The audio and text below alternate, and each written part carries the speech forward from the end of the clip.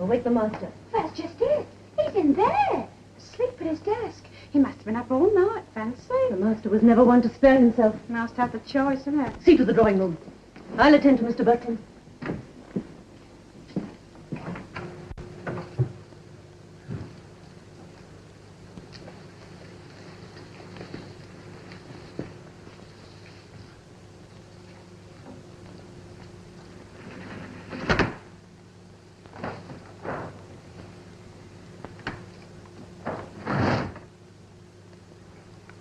Good morning, sir. Mr. Bertram.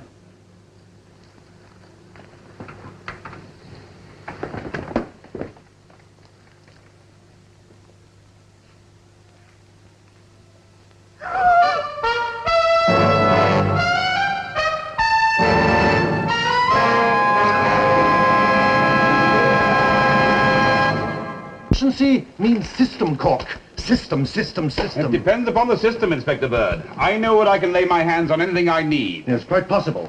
But you're only one person. Suppose something were to happen to you, huh?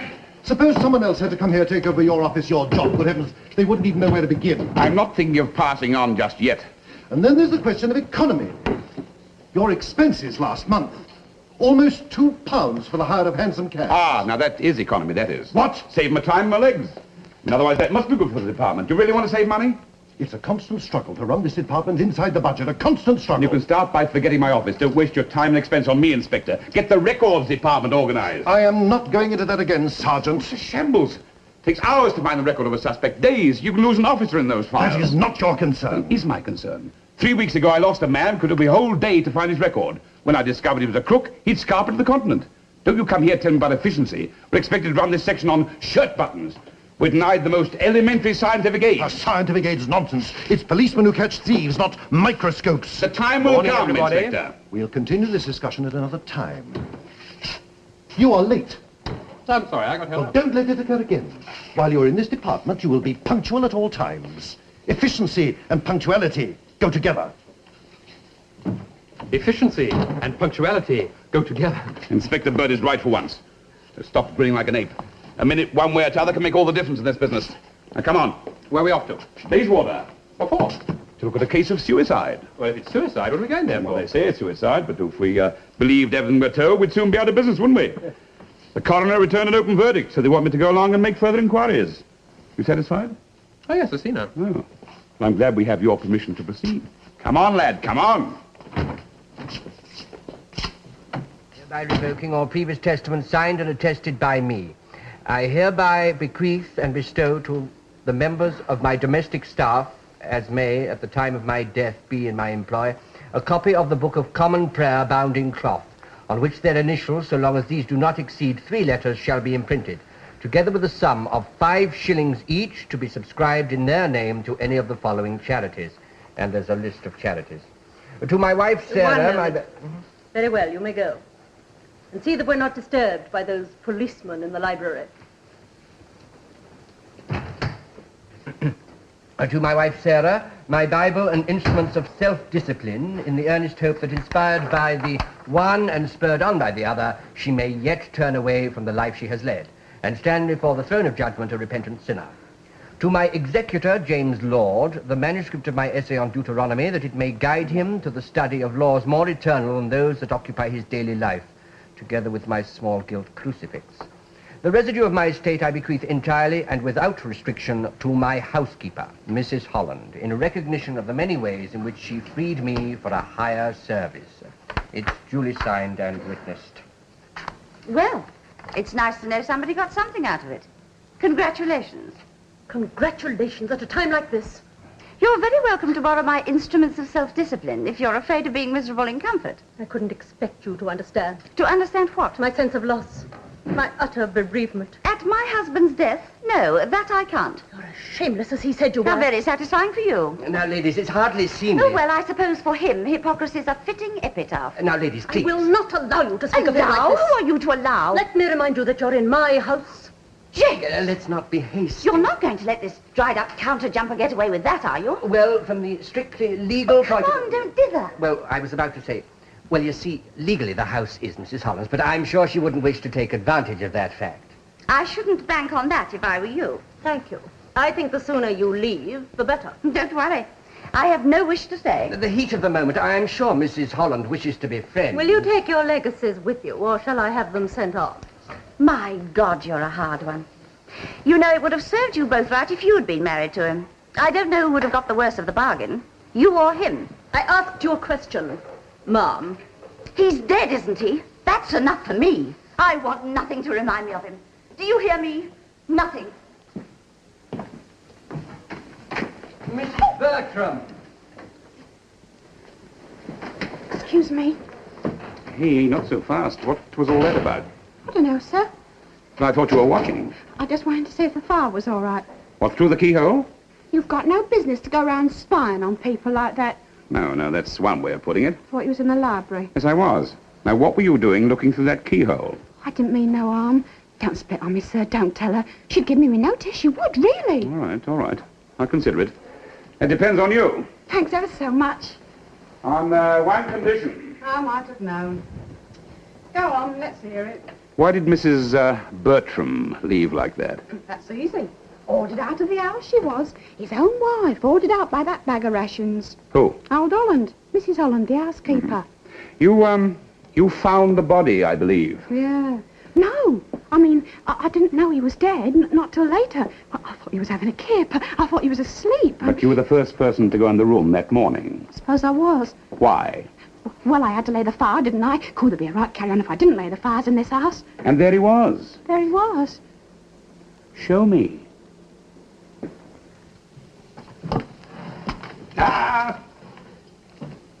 Finished?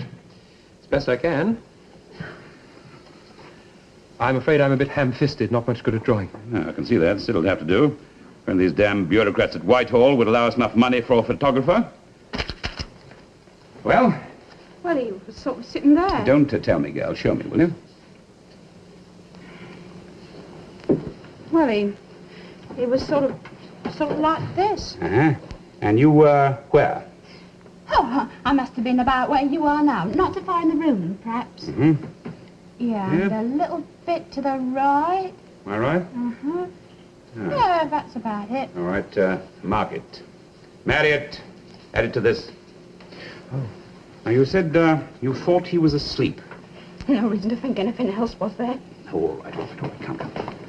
Now, what do you do? Got out of it sharp as I could. To tell you the truth, I was scared I might wake him up. More than once I've lost me half day through disturbing the master. Did you notice anything? Like what? Well, I'm not sure. Well, if you didn't know what you mean, how'd you expect me to help you? Well, no note on the desk, or it may have fallen on the floor, perhaps. No, nothing. You sure? Oh, that'll be her. I'll have to go. I expect Mr. Lord's leaving. Mr. Lord? Yeah, the lawyer. What do you call it? The solicitor. All right. Well, ask him to come in here, will you? Well, I don't know, but I should. I don't know who you are, do Never I? mind who I am. You're not in a position to argue, are you? If I happen to say that I saw you, All right. Blimey, you're hard horse. You like sixpence for your tanner, don't you?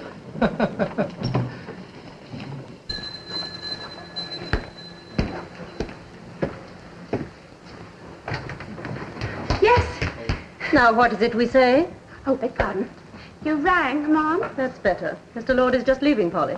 You realize that it may take some little time to have the will proved and the estate settled. I take it you'll remain here meanwhile? Where else? This is my home. Quite. Would you like me to arrange an advance from the estate? Oh, I have adequate means. As you wish. My wants are very simple. Extraordinary. Extraordinary? What do you mean? You sounded just like him for a moment. It might have been him speaking. Polly, Mr. Lord is just leaving. This way, sir, please. Good day. Good day to you, sir. Well, I'd say the girl's in the clear, at least. Now, why'd you say that? How do you know? Oh, I don't know. She seems to be very straight. Seems. Just because the girl's got a bright eye and a friendly-looking bosom, you assume she's innocent. You think she's guilty, then? Now, don't jump to extremes. I simply think she'll bear watching, that's all. As a matter of fact, when I go from here, I'm going to leave you to keep an eye on her. Not an unpleasant duty. Very nice. What exactly do you expect me to find? Yeah, please, sir. Please, gentlemen, wanted a word with you. Mr. Lord, my name is Cork, Sergeant Cork. From Scotland Yard. Ah, yes, indeed. A policeman. This is my colleague, Mr. Merritt. All right, love, you can go. Off you go. Out of earshot this time. Tell me what brings you fellows here. Do you investigate every case of suicide now? Only those with no apparent motive. Society is progressing. Now one can't even take one's own life without providing a motive for it. If he did take his own life. If he did. Now, look, Sergeant, you take it from me. This is a clear case of suicide. You run along and leave it at that. Excuse me. Where are you going? To my office. Your office can wait. I have some questions I want answered first. Now, look here. I am looking. You can go when you've answered my questions, if you don't mind. Thank you, Mr. Lord. Now, you were the dead man's solicitor, I understand. Yes. How friendly were you? How close? I sold him legal advice over a long No, period. don't hedge. Please answer the question. There's no need to take that attitude. I'm investigating a man's death. I haven't time for the minor pleasantries. Were you or were you not on good terms with the deceased? Well, that is to say, I'm afraid not. Why not? I was, indeed I am, a friend of Mrs. Bertram's. Who left her husband? 5 years ago, Sergeant. Yes, it would be something of that order. But you continued to look after Mr. Bertram's affairs. I have a small practice, Sergeant. Quite. What was the trouble between them? I can't see that is any concern of yours. Mr. Law, will you leave me to decide what is or what is not my concern? You're simply required to answer the question. Not that one. That question should be addressed to her. It will be. You have her address? Yes, sir. I'll tell you this, though. My sympathies are entirely with Sarah, Mrs. Bertram. I'm on her side. She was very cruelly treated. I'm sure that must be a great consolation to her. What is the point of this inquiry? The inquest stated quite specifically that he'd taken an overdose of laudanum. Not quite. It was stated quite specifically, I say, The that death was due to an overdose of laudanum. Well... It did not establish whether he took the stuff himself or someone else gave it to him. Yes, but look here. The body was unmarked, no sign of a struggle. Well? Well, would you allow someone else to make you drink a lethal dose without putting up a fight? No, not if I knew what I was drinking, no. Oh, I see. And, have you any suspects? 2 so far. 2. You? What? He was my client. I needed his business. Would I be likely to kill the goose that laid the golden eggs? Who's the other one? Mrs. Bertram, his wife. You don't seriously Why not? believe... She left him. You hinted yourself he treated her badly. Yes, but she wouldn't kill him for that. She's not a murderer. She's not the type. No one ever is, but we still get murders, don't we? Give them sufficient motive and opportunity. If it's motive and opportunity you're looking for, why stray from here? There's someone with both, not 20 paces from where you're standing. Mrs. Holland? His housekeeper. It's a possibility. And his principal beneficiary. You didn't know that, did you? Mrs. Holland. She gets the house, everything. You people never can see what's under your noses. Never mind, there's always someone like you only too ready to point it out to us. I'd like you to remember that you are a servant of the public. I will not tolerate that kind of You remark. don't have to. There's no more questions I want answered. Will you show this gentleman out, please, and ask your mistress if she could spare me a moment or so? I'll ask her. Don't ask her. Tell her, dear. I trust we shan't be meeting The again. feeling is quite mutual. God, I can't stand these pious humbugs. Sergeant, Yes? what exactly do you expect me to find out about the girl? If I knew that, I wouldn't want you to stay and keep an eye on her, would I? I suppose not.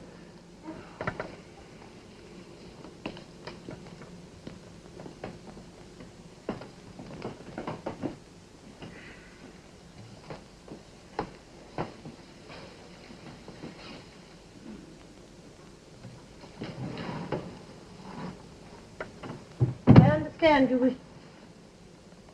Just for a moment. I'm sorry, I didn't mean to startle you. You wish to see me? Please.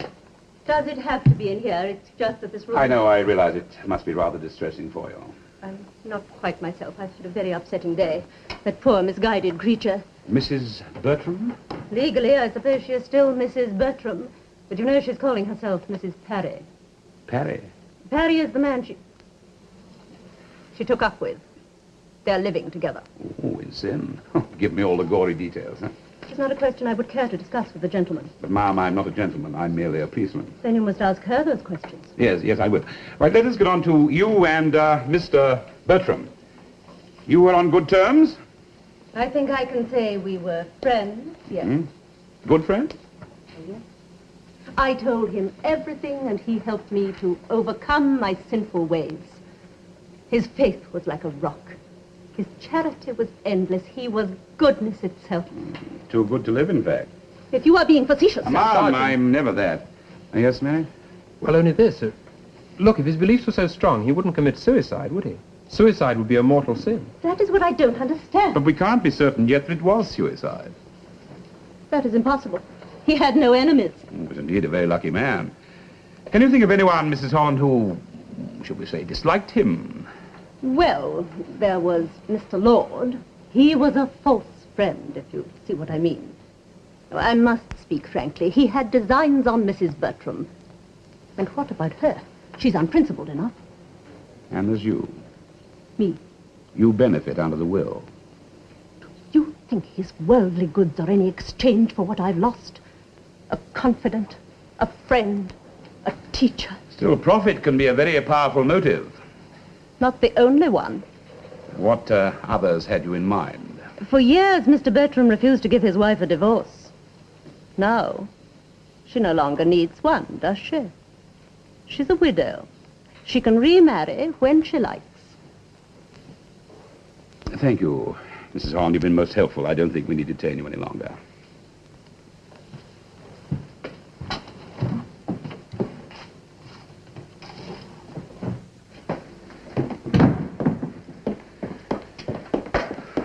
God, what a household. Sends shivers up my spine. All this synthetic goodness and all this faith. At the same time, everyone busy sharpening knives ready to stick into anyone else's back. Where now? Back to the yard.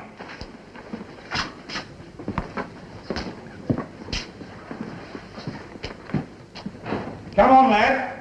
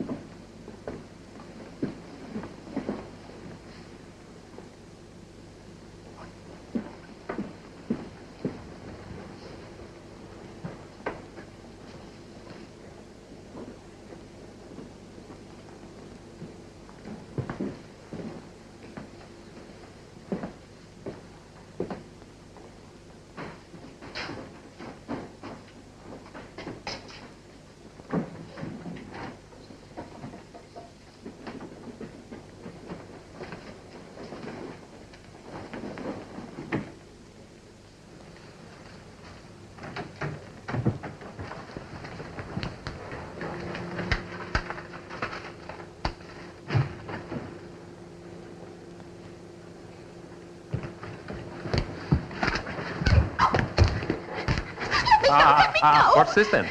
Find out. You're so bloomin' clever. Well, we'll see what the sergeant has to say, shall we? That's something to answer for, I can tell you. All right, sit down. Dragging me all the way up here. Deliberately.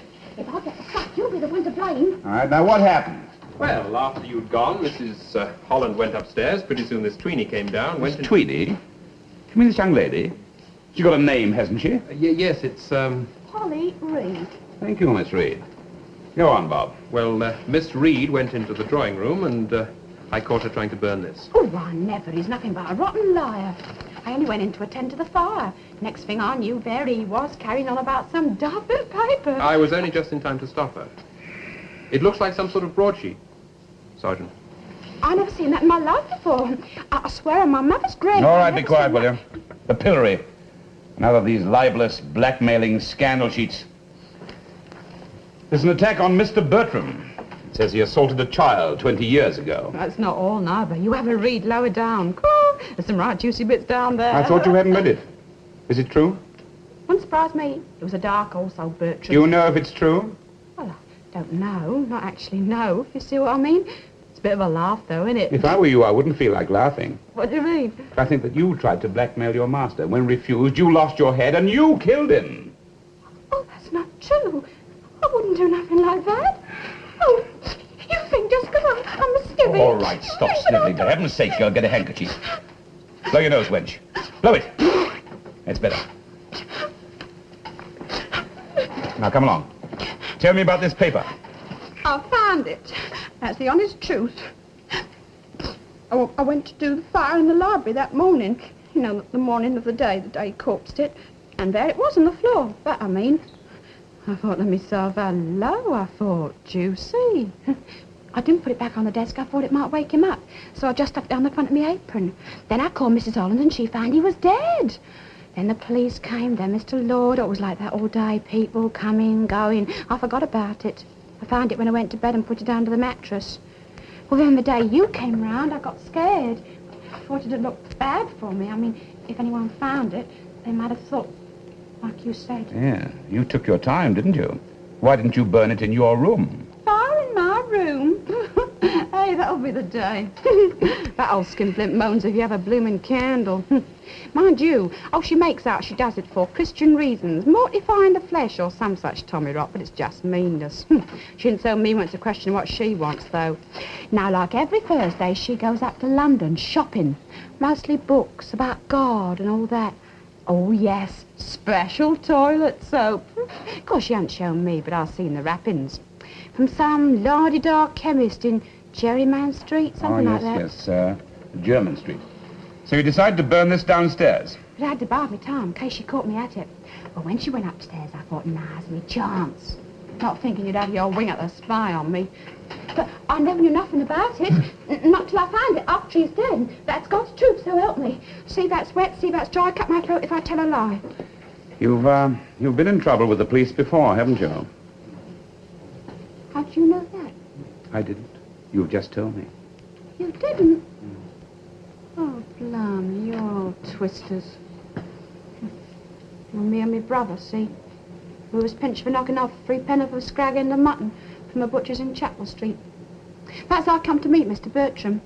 He was in court, see, and when I came up before the bubble and squeak, I beg your pardon? The bubble and squeak. The beak of the magistrate. Oh, yeah. Mr. Bertram spoke up for me, see? Well, that was decent of him. You just come up. He knew what he was at, don't fret. They bound me over, see? So long as I went to work for Mr. Bertram. Well, it's better than prison. That's all you know, mate. Work. I'm on the go from 5:30 till 11 at night. And if I so much as open my mouth to complain, they threaten to send me back before the court. Talk about Christian charity. He was a right psalm-singing hypocrite, he was. All right, thank you, Miss Reed. What? Hop it, you can go. Oh, for Thank you.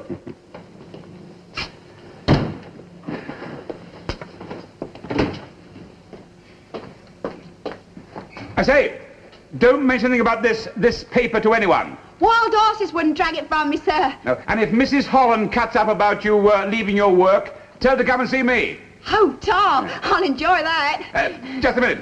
Here. Hey, what's this for, then? Your bus fare. Oh, Tom. Hey, you're a toff, you are.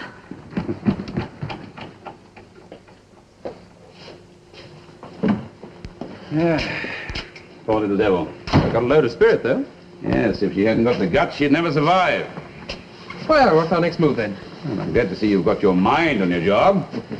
You're going to pay a call on the persons who published this filth. Come on, lad, come on.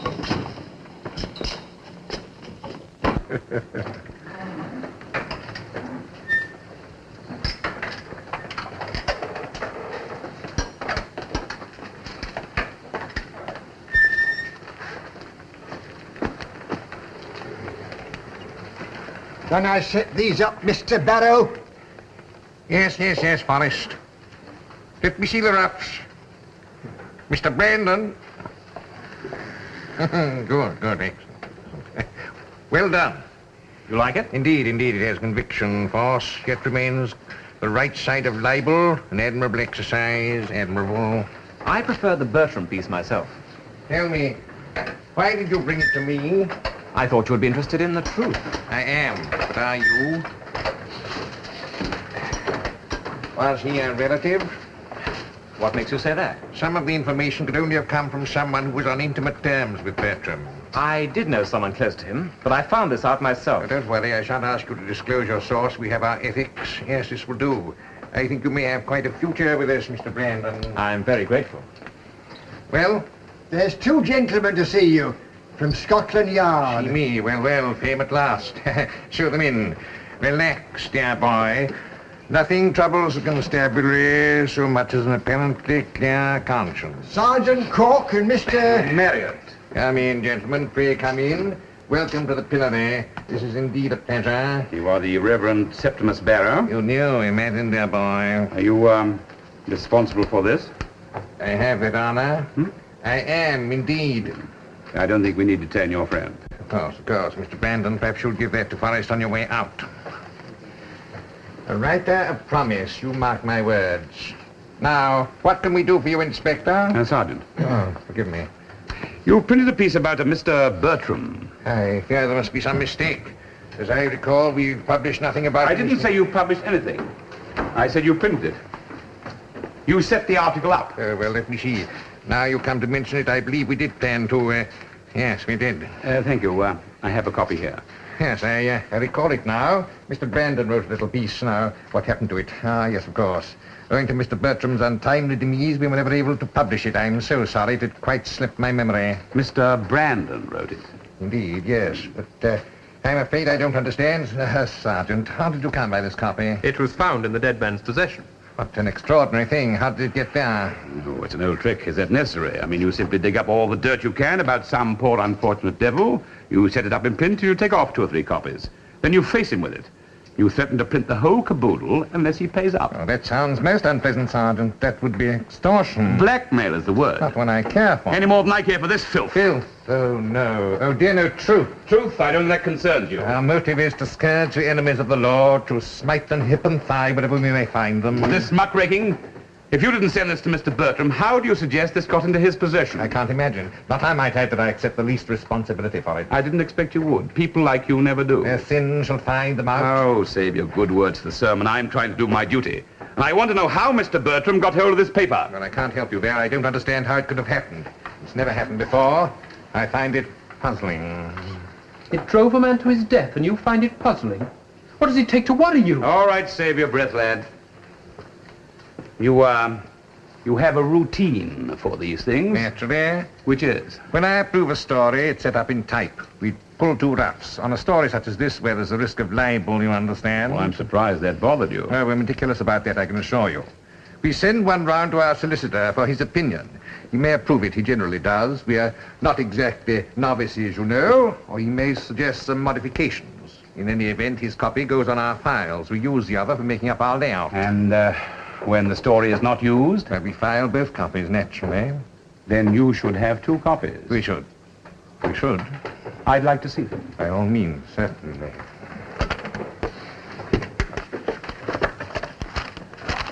Strange. Very strange. We appear to have only one. Yours or your solicitor's? Oh, ours. The solicitor always initials the margin. This, as you'll see, is blank. He couldn't have forgotten. Oh, hardly. We only pay on signature. A solicitor may fail to do his job. He never omits to charge for it. What is your solicitor's name? Lord, Sergeant. Mr. Lord. Mr. James Lord. Why, yes. Go along and find out what happened to his copy, will you? In just a moment. At the same time, ask him what was Mrs. Bertram's maiden name. Maiden name? Yes, what's your name? You know our Mr. Lord, then? As it happens, yes. Quite sound, I think. Impoverished, of course, even a little seedy, but that's to the good. Never employ a prosperous lawyer, Sergeant. He'll just wax fatter at your expense. Find the man who's failed to make a success. He's the man who'll work for next to nothing, Sergeant. I'll remember that. What was the name of the young man who was here when I arrived? Brandon, you mean Victor Brandon? Yes, he is a regular contributor? No, quite new, but as I say, he has real promise. He's learning fast, has the right touch. If that is the word for it. You're interested in Mr. Brandon? I'm interested in all your activities, Mr. Barrow. Oh, I'm flattered. Now, is there anything else we can do for you? Oh, I don't think so. I hope not. Oh, have you a Bible handy? Naturally, yeah. There's something I remembered just now. Something in Psalms. I thought it might interest you. Just a moment. I remembered it when you were speaking. Ah, yes. Yes, there. I didn't realize policemen studied the good book. You must never underrate anybody, Mr. Barrow. Just read there. The vile man is full of cursing and deceit and fraud. Under his tongue is mischief and vanity. He sitteth in the lurking places of the villages. In the secret places doth he murder the innocent.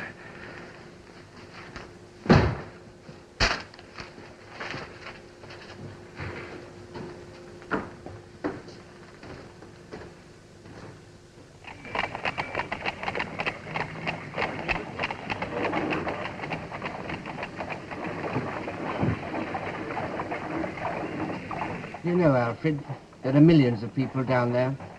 Most of them in need of help, advice, or sympathy, all of which they'd be more than willing to pay for. And here we are with 50 years' experience to offer them between us. You'd think one or two of them might stray in here. That's all we need. One or two modest clients a day. We'd be in clover then, hey, Alfred? We might even be able to get the gas reconnected. Oh, it's you are. I'm sorry, I thought it was my clerk. Well, the door was open. Yes, it always is. But very few people seem aware of the fact. I don't recall your name. Marriott, Detective Constable Marriott. Ah, yes. Marriott, the policeman. More questions? If you don't mind. I understand you do some work for the pillory from time to time. I don't advertise the fact, but I can't deny it. I take it that means yes. Oh, I was forgetting. You require short, direct answers like Sergeant, Cork. Cork. Where possible. Very well, then, yes. Why didn't you tell us they were doing an article about Mr. Bertram? I, saw no point. After his death, they decided not to publish. Did you know that before his death a copy was sent to Mr. Bertram? That's not possible. It's a fact. I understand you had a copy. Yes, old Barrow wanted my opinion on it. Which was? Legally, it was in the clear. Well, may I see your copy? Yes, if I can find it. Now, it's here somewhere. Ah, yes, here it is. Does that prove something? Well, I'll have to check with the sergeant, of course. Of course. But unless I'm much mistaken, sir, you've just removed yourself from the list of suspects. Let's hope you're right. Still, I did give you Mrs. Holland. That's a fair exchange. Yes, sir. You also gave us Mrs. Bertram.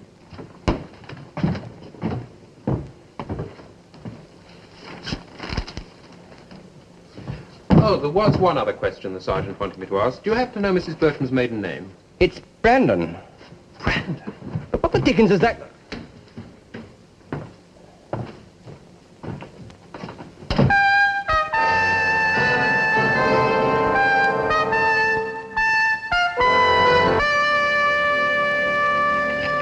Mr. Lord showed you his copy. The Reverend Septimus Barrow showed me his. That would seem to put those two gentlemen out of the reckoning. Well, there were 3 copies, Sergeant. Who made the third? That's a good question. Any answer? What about Victor Brandon? What about him? Well, he's Mrs. Bertram's brother, isn't he? He wrote the article. This could have been hatched up between them.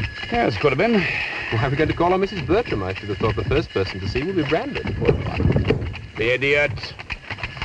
With a little luck, he may be there, too. Luck? Well, luck can be, organized, laddie. Sergeant? Yeah? How did you connect up Brandon with Bertram? Why did you ask me to find out her maiden name? Well, I saw her once, remember, at the house. Only for a moment. I think it was enough. Now, as I saw Brandon at Mr. Barrow's office, I saw some sort of likeness. Not very much, something up the eyes, but it was enough. That reminds me, that's something you must get started on. Learn to train your memory, lad. As long as they deprive us of records and photographs, we must use our eyes. And this, too. Learn to memorize faces. Learn to put a name to the face of every thief you meet. Handwriting, that's another important thing, too. A man puts his character into his fist, you know. Marriott.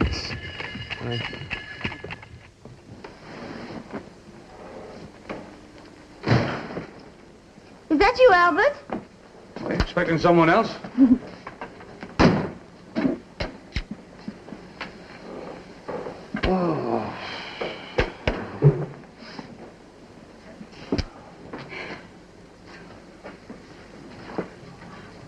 Have you had a good day?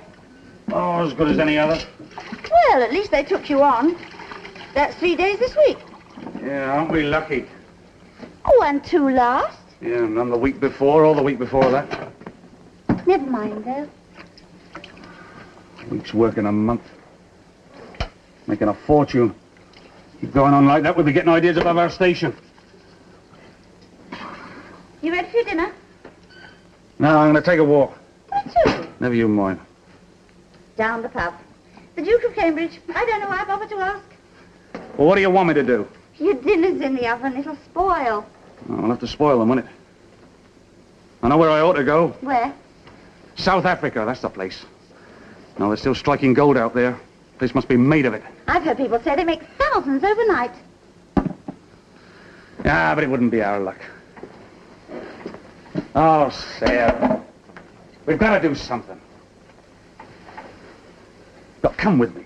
Come on, it'll do you good. To South Africa? Well, no, to the pub. Come on, the kids can look after themselves for an hour or two. No. I'd better stay and see to them. You know what's the matter with you, Sarah? You're not a wife for a working man. You never have been, you never will be. You always got to have your eye on something better, you have. What's wrong with that? What's wrong is it never happens. Oh, it does. It could. What like all that malarkey about what we was going to do with the money that husband of yours was going to leave Well, you? I just thought that Yeah, well, you I could have told you. Oh, you wanted it too. There's a lot of things I want. I want a full belly. And a gold watch chain to hang over it, that'd be nice. And a week's work every week, and a house that isn't at the mercy of some rack rent landlord. Oh, there's a lot of things I want, all right. The only difference is I know I'm not going to get them. Not in this life, I'm not. I got my doubts about the next. You have to settle for what you got, that's what you have to do.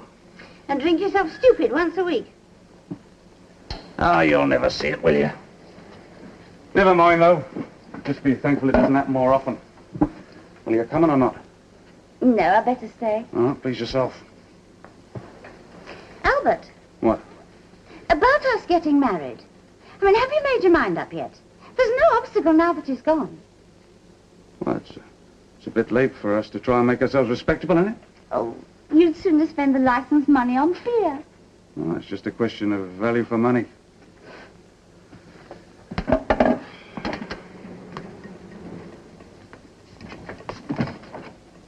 Good evening. Well, what the hell do you want? I'd like a word with Mrs. Parry, please. I would you? Mrs. Parry. Now, Mrs. Parry, you wanted. There's a couple of gents to see you, Mrs. Parry. Well, there she is. She's all your own. Albert. Yes? My name is Cork, Sergeant Cork. We have met before. Oh, yes, at Mr. Bertram's That's house. right. This is my colleague, Detective Constable Marriott. Well, you better come in. You won't mind coming into the kitchen, will you? There's nowhere else without space for children. Well? We're investigating the death of your late husband. Oh, is that all? Well, he's dead, isn't he? What do you want me to say? That I'm sorry? Well, I'm not. When was the last time you saw your husband? I haven't seen him for, 2 years now. 2? I understood you left him 5 years ago. Yes, that's right. What then? Well, I went to see him 2 years ago. It was James's idea, really. Mr. Lord? Yes, do you know him? Yes. Oh, yes. Yes, of course you would. Well, I'd written several times to ask for a divorce, but my husband never replied. And James got the idea that, Mrs. Holland might be intercepting my letters. Would she do that? Well, I wouldn't put it past her. She'd stop at nothing to protect the master from the wicked world around him. I see, and you were part of this wicked world. You ask her. I was the devil incarnate. Anyway, I found out which was her afternoon off, and I duly presented myself. He was superb, he really was. He showed no more surprise than if I'd just returned from a round of the shops. No more interest either. He was unpleasant? Oh, no, not him. He was as sanctimonious as ever. I knew at once it was a waste of time. But having got so far, I begged him to divorce me. He wouldn't hear of it, of course. He just smiled his well-known tragic smile, and he said, "When I repented of my sin, I must feel free to return to him." To him, of all people. In the end, I just had to go. If I hadn't, I'd have killed him. What had he done to make you hate him so much? Nothing. Nothing? There are sins of omission, too, aren't there? I was a very ordinary young woman when I first met my husband. I admired him, but I was attracted to him, too. I thought he felt the same way about me. Well, that's part of any normal marriage, surely. Oh, he talked of a marriage of true minds. When we were married, I found that was exactly what he meant. Ours was to be an entirely spiritual union. Anything else was dirty. I see. And how long did this go on? 4 years. Oh, I tried very hard to accept it. In the end, I couldn't take any more, and I just left him. With my virginity still intact and 4 years of mortal sin to catch up on. I met a man at last. You've just seen him. He wasn't a plaster saint. He was a man. Oh, I know he was poor and rough, but he was strong and clean and real. I became a woman and a mother. And I wanted to be a wife, too, you know, in the worldly sense. But my husband wouldn't allow that. Not him. He had to retain his stake in my spiritual salvation. Damn him. Sergeant? Yeah? Surely if her husband... What I mean is, couldn't you have had your marriage annulled? I mean, legally? Oh, you must be very new at your job. No, she's The right, laws. Bob. She's right. Will you have a look at this, Mrs. Barry? But common law, sir. It's beyond the common run of purses. It's far too expensive. Oh, I see. Oh, this is vile. It's wicked. How could anyone... It isn't true. Yes, he was convicted of assault 20 years ago. Oh, I suppose it makes sense. Of your marriage? Yes. I can understand a lot of things now. Oh, he could have told me. Did you send him this sheet? Good heavens, no. Why should I? You said you wanted to marry again. It's in the early days that a public bond sustains you. Now it doesn't seem important. Excuse me. Hello, come in. It's my brother, you don't mind. On the contrary. I was expecting Mr. Brandon to call. What? I had a note from Lord saying so. Not from Lord, from me. I sent it. I wanted to see you. But you had no I right. must apologize. It was very necessary. Did you, you write this? Did you? Yes, I did, as a matter of fact. You take off another copy and send it to Mr. Bertram, did you? Yes, Vic, but why? because of what he did to you. But that's all over. Is it? Reducing you to this? I'm happy enough here. Do you expect me to believe that? He deserved all he got. He was a sanctimonious hypocrite. So let's get into a discussion about hypocrisy. I don't think you'd come out of it too well, Mr. Brandon. He tortured Sarah for 4 years, didn't he? He's still torturing, even though he's dead.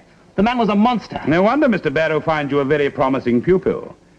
How did you deliver this? I dropped it through his door. When? The morning before he died. He didn't just die. You mean that... This killed him. The broadsheet was the murder weapon. Whoever sent this to him killed him as surely if it struck a knife into his back. Good night.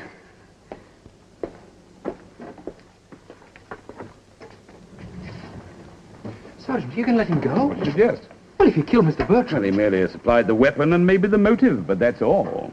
Well, then who? Well, use this lad. Work it out. You know as much as I do. Good night, Mrs. Barry.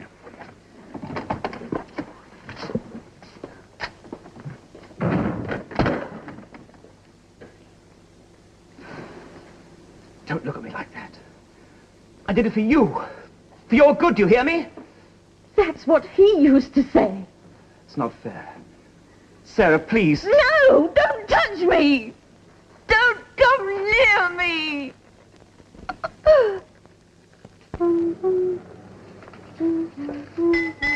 Come in.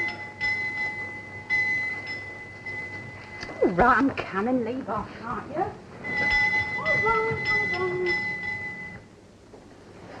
She's coming. All right, wait there, William. Will you be all right? You'll learn. There may be safety in numbers, but there's far less surprise. Why, hello. Oh, hello, it's you again. Blimey, they work you at your place, don't they? Shocking hours you keep. Nearly as bad as mine. She's expecting you. Thank you. Yeah, I'll take those. That's very kind of you. Thank you.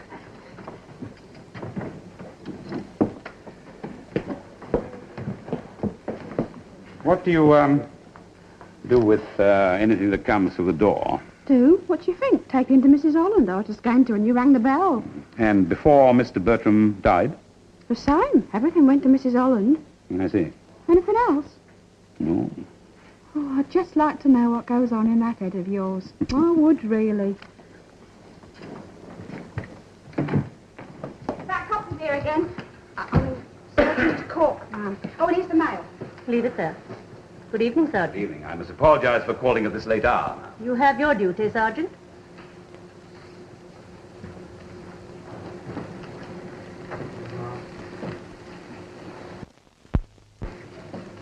You have some news, I imagine. Well, if you can call it news. In my opinion, Mrs. Holland, your late employer was murdered. Murdered? By whom? By Mr. Lord? I don't think so, but thank you for the suggestion. Then, Mrs. Bertram, I knew she was capable of anything. Oh, no, she had nothing to gain. I told you. She wanted a divorce. Once, but it came too late for her. Oh. Then it's Polly. The wretch. No, this is far too complicated a crime for a child. Perhaps you'd better have a look at the chief exhibit in this case, Mrs. Holland. Take it. Read it. I don't care to read such things about the master. But how do you know it is about the master, Mrs. Holland? I must have seen a copy somewhere. This is the only copy in circulation. Well, then I must have seen it. Where? Where you found it. On his desk. Yes, that's it. I was tidying his desk. But we didn't find it on his desk. But you must have done. Must? Why must? Because... Because you put it there, didn't you? Yes. Yes, I did. I thought he ought to see it. Why do you want to remind him of this shabby little scandal? I thought it was my duty. Duty? To rattle this old skeleton? You must have hated him a great deal. No. No, that's not true.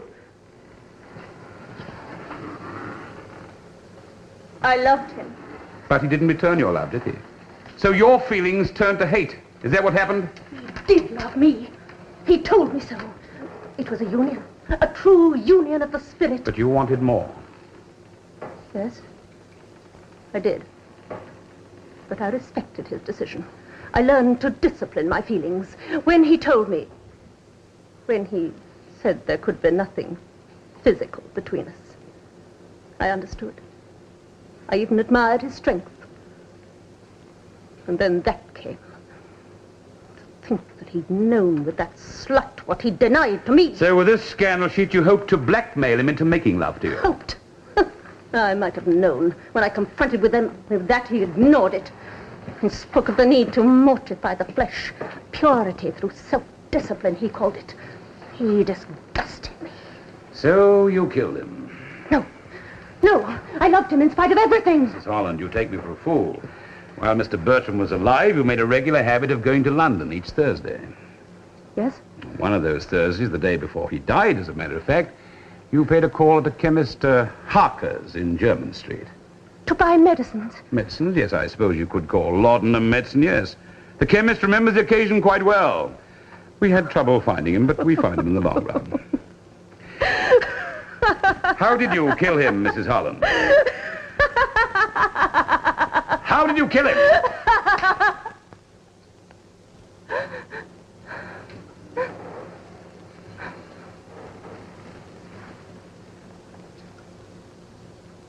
The coffee. I knew his ways so well, you see. When he was working, he'd let his coffee get lukewarm.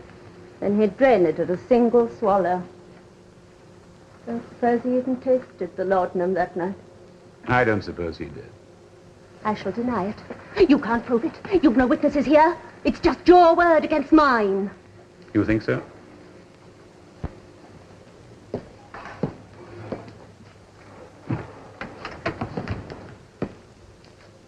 Did you hear it all? Every blessed word. Cool. Yeah, somehow I thought I could rely on you.